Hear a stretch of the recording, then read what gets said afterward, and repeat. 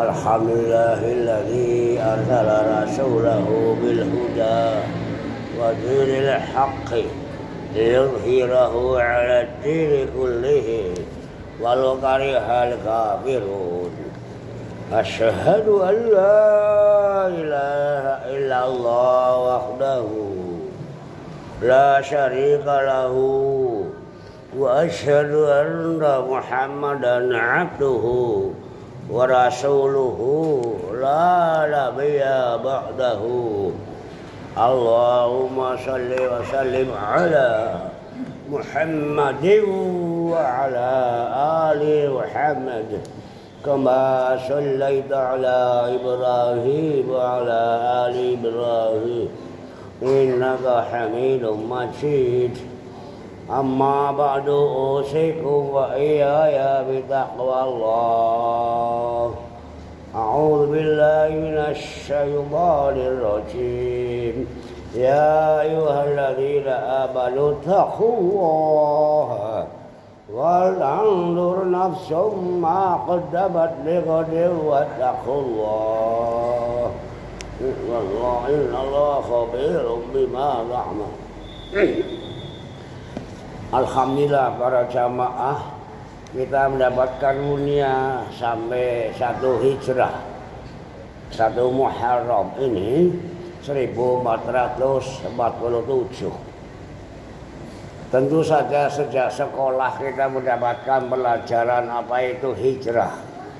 Sejak pelajaran di SD tentunya juga sekolah dasar, ibtidaiyah dan seterusnya. Nah, untuk sekarang kita bagaimana para jamaah ini? Suatu hal yang perlu disadari, kita beriman kepada Allah dan para rasulnya, para kitab-kitabnya ini. Salah satu hal yang harus kita perhatikan adalah iman kepada para rasul. 25. Itu namanya kesadaran kita bersejarah sambung. Nyambung tentang sejarah itu pelajaran kelas 1 SLTA diingatkan yang namanya pelajaran diakronika sejarah. Bagaimana kita sadar dalam kehidupan sejarah hidup ini. Nabi Muhammad SAW pernah menyatakan dalam khutbahnya untuk bangun kesadaran kontekstual, sambung dengan kenyataan yang aktual, itu menanyakan ini bulan apa? Bulan Muharram. Di bumi apa? Di bumi haram. Nah, ingat, kita semuanya diharamkan darah kita, harta milik kita. Itulah salah satu yang namanya deklarasi hak asasi manusia, tentang kehormatan manusia, tentang dirinya dan tentang harta miliknya dan seterusnya. Nanti yang tahun 48 dikomandangkan pada Amerika itu yang namanya Declaration of Independence, yakni deklarasi hak asasi human right manusia, HAM singkatannya tuh. Lah ini para jamaah, makanya nanti Nabi Muhammad SAW sebagai imamah hijrah di Madinah itu membangun dari Yasrib yang faudo, yang chaos, yang kacau balau, itu kota menjadi kota yang disebut Al-Madinah. Al-Madinah itu kalau dalam bahasa politik peradaban adalah politik, politia, politan. Makanya kota yang tertib disebut metropolitan. Maka Madinah itu mengandung pengertian kota yang tertib, konseptualnya dan rancangan yang dari Nabi sampai para ahli bangunan barat pun kagum bahwa waktu itu sudah sangat modern cara berpikirnya Madinah itu. Apa umat Islam bisa sanggup ke situ para jamaah ini? Yakni ada 3 hal antara yang dianggap modern, yakni resettlement, bagaimana menata kependudukan dan penempatannya itu ya. Apa digusur, katanya tidak gusur-gusuran, zaman Nabi ditata yang baik, resettlement. Kemudian juga pusat perdagangan diatur begitu rupa, pasar Madinah. Kemudian yang paling sentrum adalah Al-Masjid sebagai pusat ibadah dan peradaban.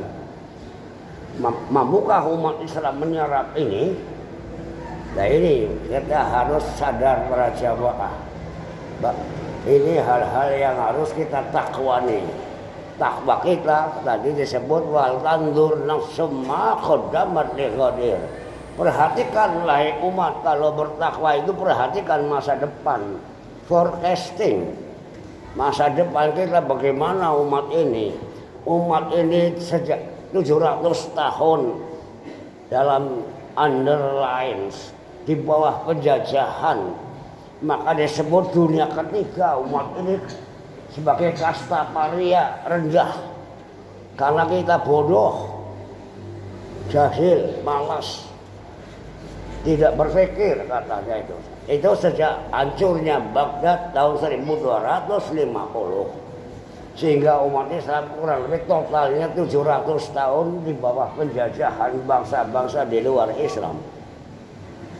Ini hal-hal yang itu kita harus hijrah dari penjajahan kepada kemerdekaan atas berkat rahmat Allah yang Maha Kuasa.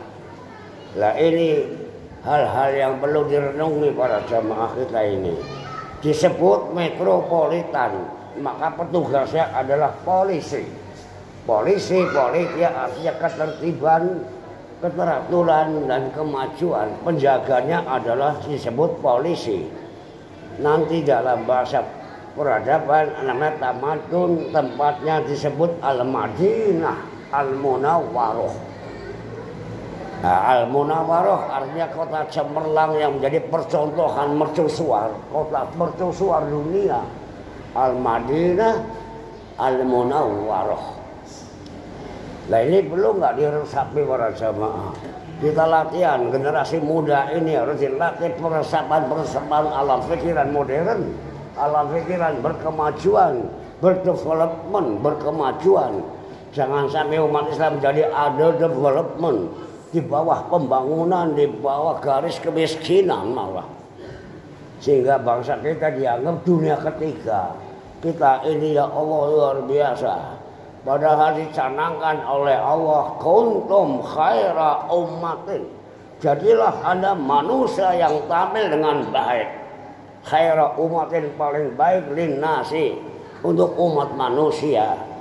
Bukan umat somberan, bukan umat kelas sampah, bukan umat kelas penjajah, kelas kuli. Nah ini hal-hal yang perlu diberikan semangat kepada umat Islam sekarang ini.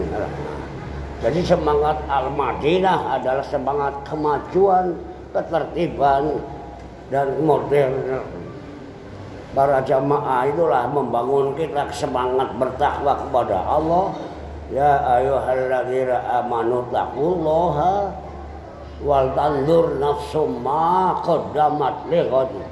Apakah masa depan kita akan bangkit? Apa akan dijajah kembali oleh bangsa lain ini? Apa akan kita jadi tuan rumah di dunia umat Islam ini? Termasuk di Indonesia. Nah, para jamaahnya harus diberitahu. Mungkin ini hal yang sulit.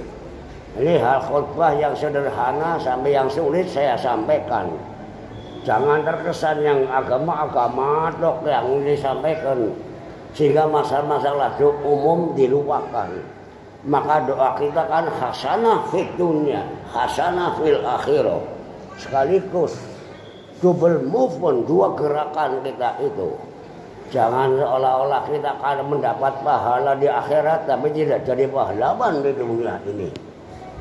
Nah ini antara pahala dan pahlawan yang mana yang didahulukan para sahabat. Kita menggembleng untuk menjadikan bangsa umat ini menjadi pahlawan. Nah ini khairu ummatin. Nah ini hal-hal yang perlu kita renungkan bersama dalam kebangkitan Islam yang dicanangkan sejak 1400 tahun yang lalu oleh umat Islam dunia, bahwa abad ke-7 ke-15 ini setelah 7 tahun kita mendapatkan penjajahan peradaban, penjajahan ekonomi, politik, ilmu dan pikiran, sehingga umat Islam pikiran aja dijajah, tidak kepengen ngerti Islam, tidak kepengen memperjuangkan Islam, kepenginan aja sulit dibangkitkan. Lah ini paling-paling niat itu artinya apa, kepengen, apa karep. Lah ini niat adalah termasuk bahasa nuklir, Pak. Niat itu bahasa nuklir, kalau bahasa sekarang nawayan min nawawiyun, ledakan nuklir itu niat. Artinya semangat yang luar biasa. Jadi niatun adalah ledakan nuklir semangat juangnya umat Islam. Ini yang harus disemangati, harus diledakkan, harus digemblengkan, ditrainingkan kalau sekarang ini. Kalau tidak ditrainingkan, kita ini akan mungkin tambah merosot. Jadi niat kita mungkin malah wujudnya angen-angen, kepenginan tok. Kepengin sholat, kepengin masuk surga, tidak berjuang untuk masuk surga, tidak meledak-ledak untuk masuk surga. Mudah-mudahan apa yang kami sampaikan untuk memenuhi semangat hijrah ini sedikit banyak kami sampaikan. Mudah-mudahan sekelumit ada yang bisa dimengerti, meskipun banyak yang kesulitan mengerti. Razaqna wa razaqakumullahu fahman shahihan, ya Allah, berilah kami rezeki pemahaman yang sahih, wa amalan mutaqabbalan, dan ilmu yang amalan yang diterima olehmu ya Allah. Barakallahu li wa lakum fil Qur'anil azim wa nafa'ani wa iyyakum wa astaghfirullah li wa lakum innallaha ghafurur rahim.